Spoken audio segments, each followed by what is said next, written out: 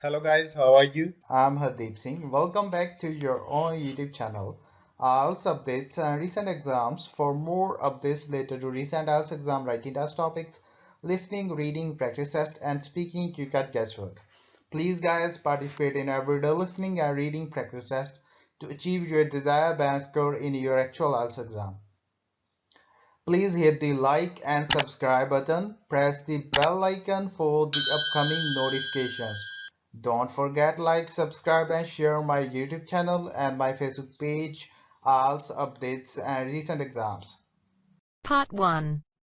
You will hear a telephone conversation about a job vacancy. Listen carefully and answer questions 1 to 5.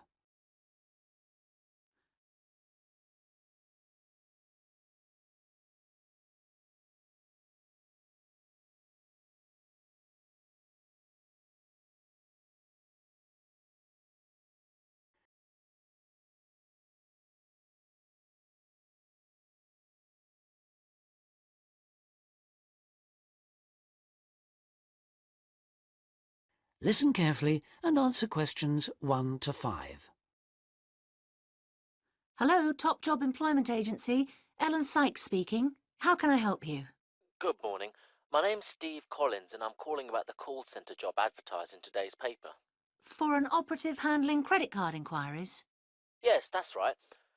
The wages and working conditions are all in the ad, so what I'd like to know now is what the work actually consists of. I should explain that I'm a student looking for a summer job, not long-term employment. That's okay. The people at Intercard say they've always found students to be honest, which of course is essential in this line of work, and they have the basic IT skills needed there. Apparently, there have been a few who didn't find it easy to get there on time in the morning, but in most cases their punctuality is as good as anybody else's. Anyway, about the work. And I know a bit about this because, as it happens, I've worked there myself. Really? Yes, for about a year. You'd find that most callers would be people wanting to check the balance on their cards, query payments made and so on. And from those who've had their card stolen? No, they ring another number for that, an emergency line. People also call that number if they lose their cards. And what are most callers like? I mean, what kind of people are they? All sorts, really. All ages, every kind of background. Though one definite trend is the change in the number of women. Nowadays, they make up around 55% of the total, whereas years ago, there used to be a majority of men calling. At one time, I heard, as many as 3/4 of all credit cards were actually held by men, but that must have been long before I was there. It's certainly different now. So to do this job, what sort of experience do I need? None, really. Have you got a credit card yourself? Yes, I have. Then you probably know quite a bit about them already. And as a student, you're obviously intelligent, which of course you need to be for the job. So after a day or so working with an experienced operative, I'm sure you'll have picked up enough to deal with routine inquiries, which of course most of them are. But there are bound to be questions I can't deal with, at least at first. What happens then?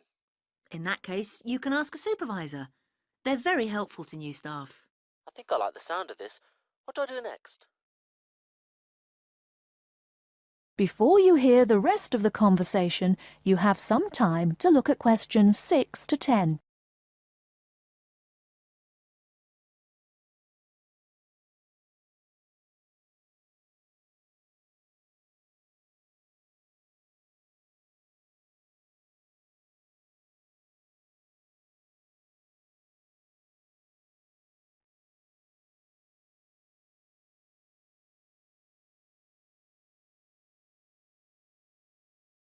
Now listen and answer questions 6 to 10. Can you get over there for 9:45 on Monday morning for an interview? Definitely, yes. Whereabouts are they? In Riverside Business Park. Do you know it? Yes, I've been there once. How do you usually travel? By bus. Right. So you take either the 136 or 137 to the bus station, and when you come out of there, you turn right. Along Orchard Road, that is. The road from the railway station? Yes, that's right. You go past the petrol station next to the car dealers, then carry on down the road. Do I take the first left at the main car park? Well, you could do that, and walk up Newfield Avenue alongside the shopping centre, but it's a long way round. I'd suggest continuing along Orchard Road with the water company and then the insurance offices on your right. They used to be local government offices, by the way. Yes, I remember those. And you keep going until you reach the advertising agency. Now, facing that is a small road called Cherry Lane. There's a newspaper office on the corner, and opposite that is a big hotel, so you can't miss it. And how far down that road is it? Well, they aren't actually in Cherry Lane. You walk as far as the next junction and turn right into Almond Drive at the mail centre. Intercard is in the third building on the right, between the airline offices and the shipping company. Fine. I'll be there on Monday. Thanks very much. Bye. Good luck. Bye. That is the end of part 1. You now have half a minute to check your answers.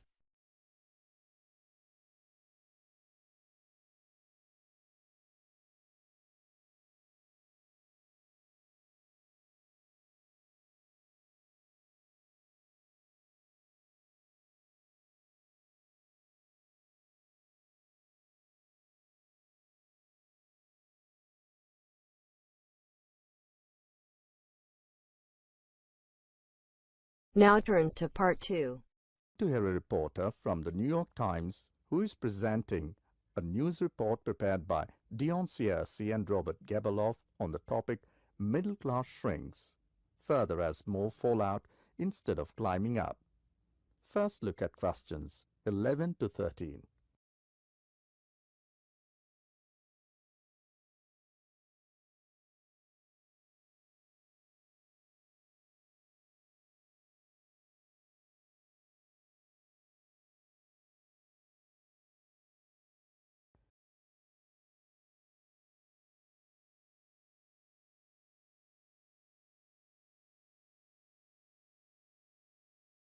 Now listen to the recording and answer questions 11 to 13.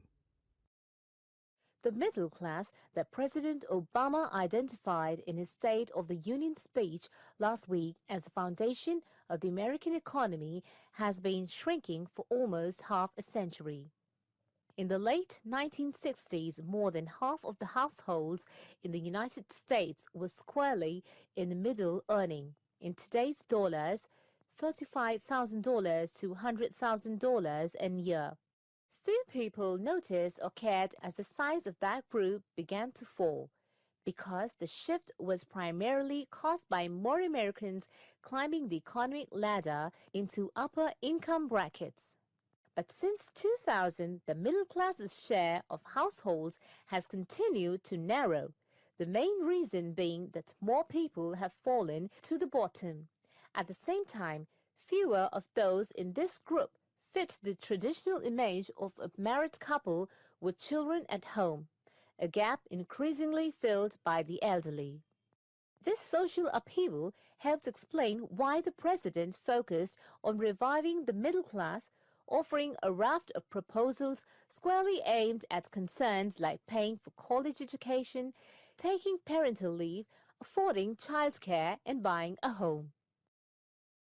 Before the talk continues, look at questions 14 to 20.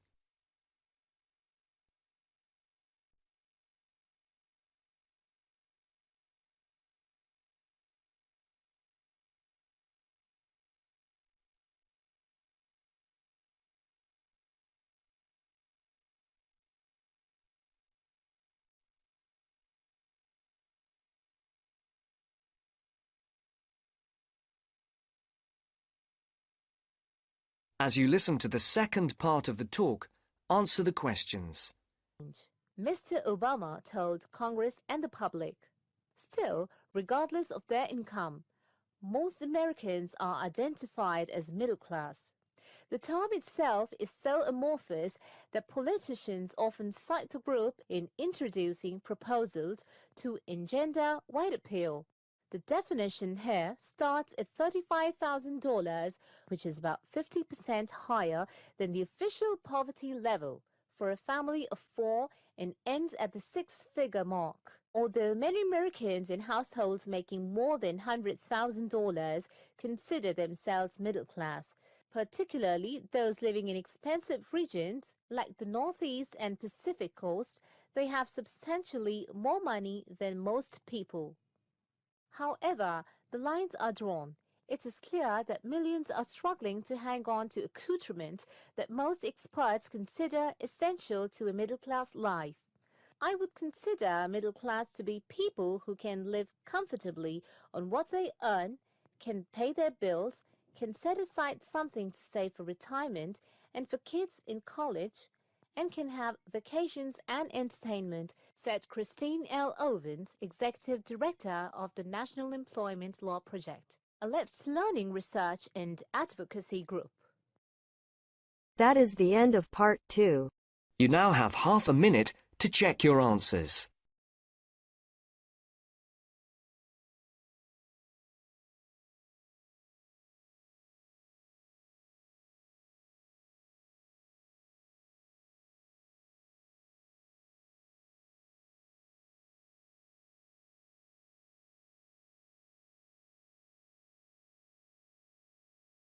Now turns to part 3.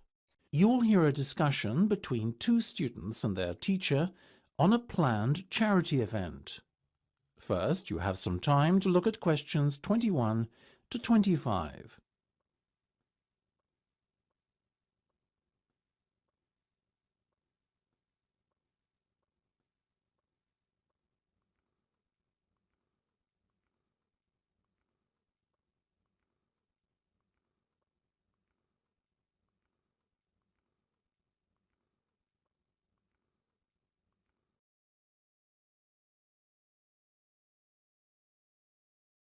Now listen carefully and answer questions 21 to 25.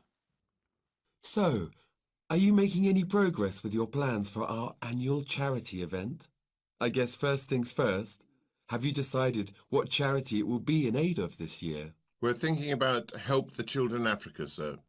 Well, that's Mark's idea, sir, but I myself prefer a local charity called the Meals on Wheels. I'd have to agree with Laura on this one, Mark. After all, we're supposed to be giving back to the local community, and although helping African children is a very worthy cause, it's a little outside our remit. That settles it, I guess. Moving on from the beneficiary question, have you made a decision on what type of event it will be? Yes, we plan on doing something a little different this year. We're calling the event Balloonathon. Basically, we're going to offer balloons for sale to all the students. Balloons? I don't see where you're going with this. Why would they want to buy a balloon? Well, here's the thing. We don't actually give them the balloon. Instead, we'll write their name on it along with the special phone number, and then we'll release all the balloons into the air. When they fall to the ground, if a person finds one and rings a special number, then both he and the student who've bought the balloon will win a gift voucher. That sounds like an excellent idea, guys. Well thought out. This Balloonathon has a real novelty value attached to it, don't you think? Exactly what we said, sir. The only drawback is that the gas you put into the balloons is rather expensive. How much? About £20 per canister, and we'll need about 10. And how many balloons are you planning to blow up? Well, there are over 1,000 students in the school, so if even 1/3 of the students buy one, we'd need about 350 balloons. We've decided to order 500 so we don't run out. The good thing is we can return the canisters of gas if we don't use them, and the balloons aren't expensive, so there's no real risk of us spending a lot of money without getting a good return. You two have really thought this one out. I'm impressed. Before you hear the rest of the discussion, you have some time to look at questions 26 to 30.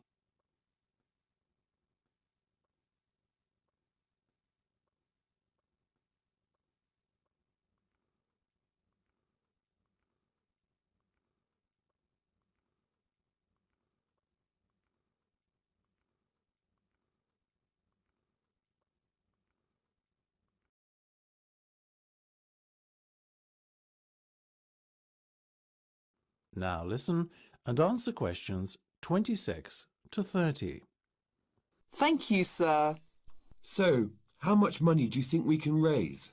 Well, each balloon costs about 1p, and when it's filled with gas, it's going to cost us about 50 pence. We reckon that if we sell our balloons at a price of £1.50 and we sell all 500 of them, we'll end up making a profit of £1 per balloon. So that's £500 in total. That's fantastic. And it gets better, sir. We've secured a sponsor for our event who's going to give us £1,000. How did you find a sponsor? The balloon company we approached about buying the balloons asked us if we'd be interested in letting them sponsor us too. What's in it for them? They're going to print their logo on every balloon. I think you've done a good deal there. Thank you, sir. So, do we have your approval to confirm our order? Absolutely. But you know, I think we can sell more balloons if we set our minds to it. So why not order double the amount?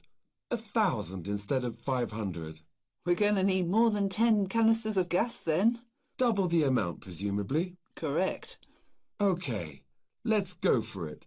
Let's make this year's charity event our most successful ever.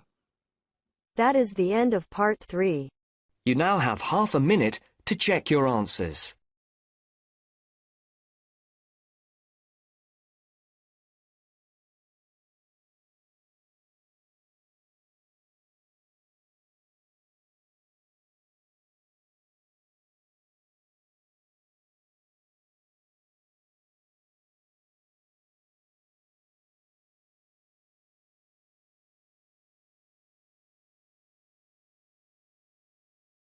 Now turns to part 4. You will hear part of a lecture about philosophy. First, you have some time to look at questions 31 to 40.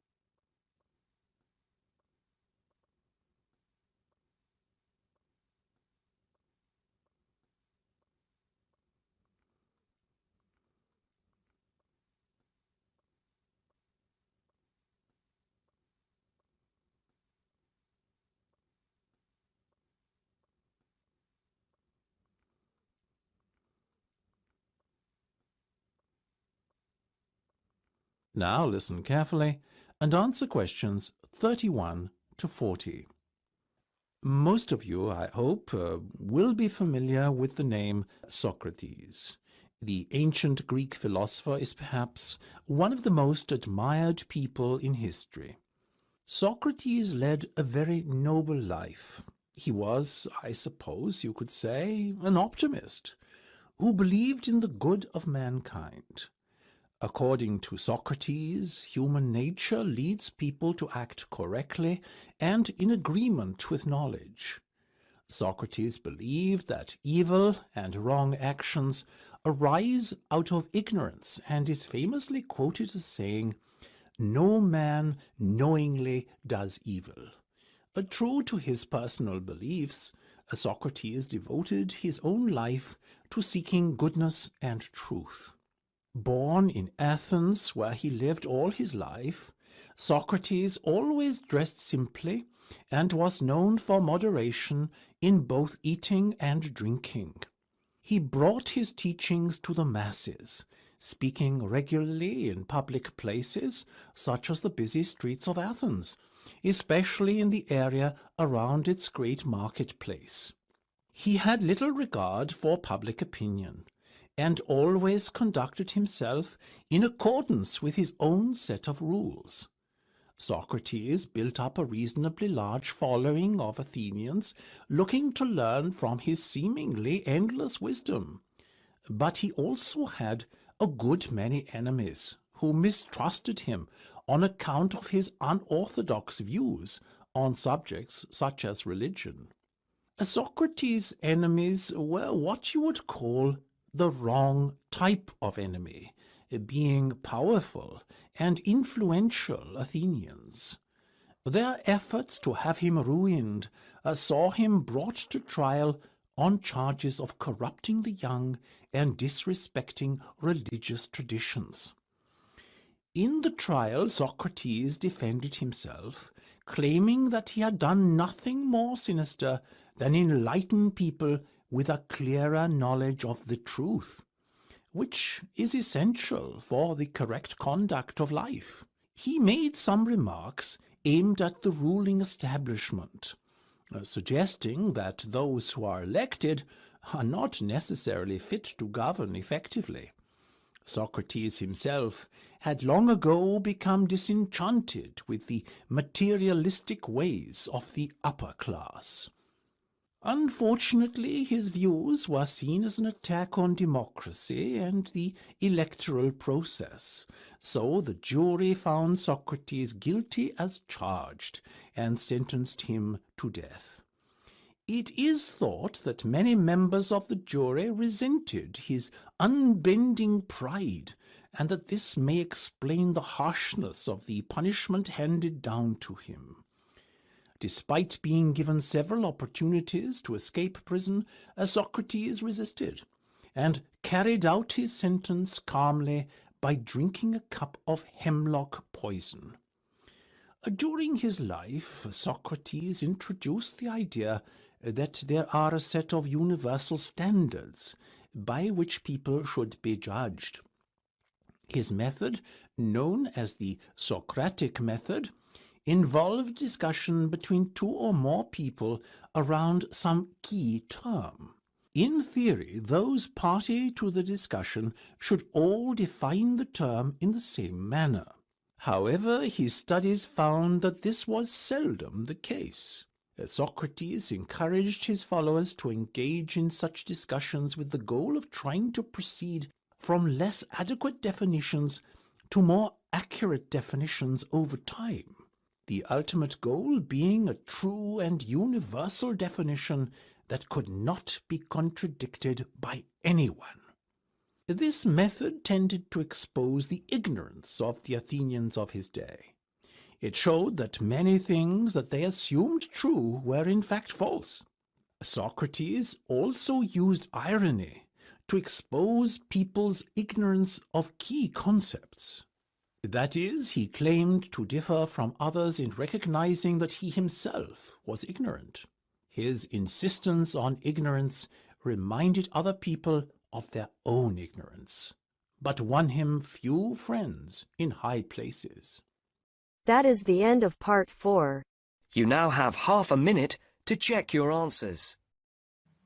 So guys, don't forget like, subscribe and share my YouTube channel and my Facebook page, IELTS updates and recent exams. For more updates related to recent IELTS exam writing test topics, listening, reading, practice test and speaking, you got guesswork. Please guys, participate in everyday new IELTS listening and reading practice tests to achieve your desired band score in your actual IELTS exam. For more IELTS material, visit my official website www.ieltsupdatesandrecentexams.com. The link is given below in the description. If you need PDF files of latest IELTS material, then please join my Telegram channel. So guys, please write your score below the comment section. Again, thanks for listening. God bless you all guys. Stay tuned, stay safe.